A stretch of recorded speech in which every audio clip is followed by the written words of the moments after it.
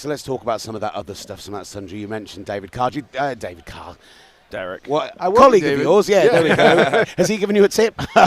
No, Derek. So I keep a secret, member. let's just talk through some of these landing spots. Some where do you think these quarterbacks are going to end up? Do you think Derek Carr, the Saints, like the camp situation confuses me how they're going to handle that? But is that feeling like that's well on the way? It is. You know, and I've had that feeling for a while now because the Saints feel they've got a playoff caliber team. So going with a young quarterback right now with the way they're structured with, you know, Cam Jordan, Michael Thomas, and Alvin Kamara, to get a veteran quarterback who can protect the ball. They don't need anything super flashy. Just get the ball to their playmakers, kind of like what Drew Brees did. Derek can be that guy. Now they've got to figure out they're $60 million over the cap. And we know the Saints have been able to manipulate the salary cap like what the heck? You know, how are they able to do this?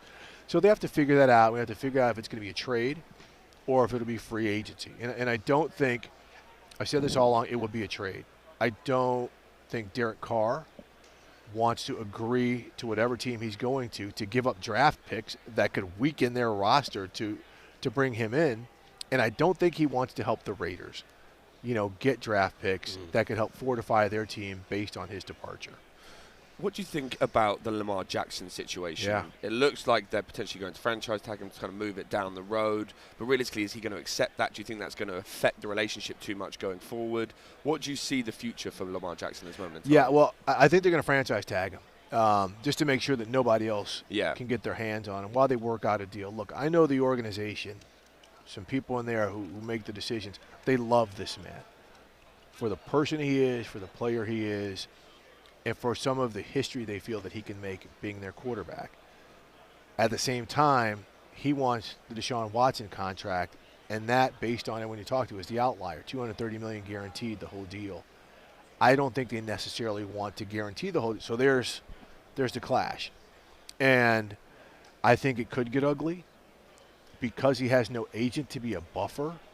I mean, that's when people are telling you things that you may not want to hear. But at the same time, they've got such a strong working relationship there, and that organization has always operated with such class. I don't think it will get personal. So we'll see. A lot of people think it's going to be franchise tag and they trade him. I don't think he gets traded.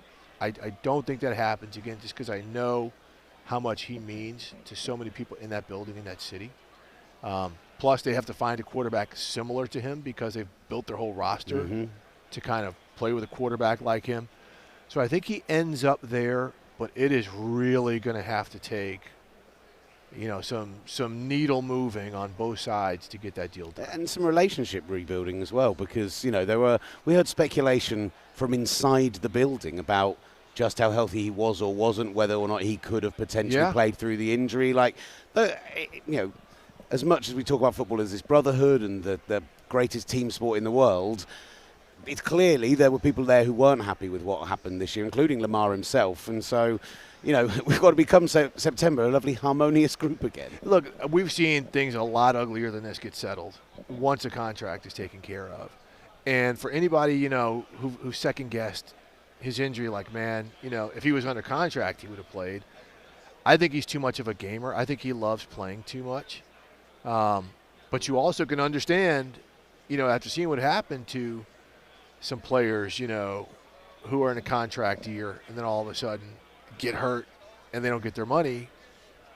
You know, so you get it, but I just think he loves his teammates and playing the game too much to let that be the overriding factor into him not returning. I just don't think he was healthy. I think the two things that really fascinate me about him, we're going to end up not focusing on any of the other ones. So last one on this one, I think what Kirk Cousins did, getting franchise tag, and then getting a fully guaranteed deal off the back of it. You look at that and he's thinking, I control my future if I do that.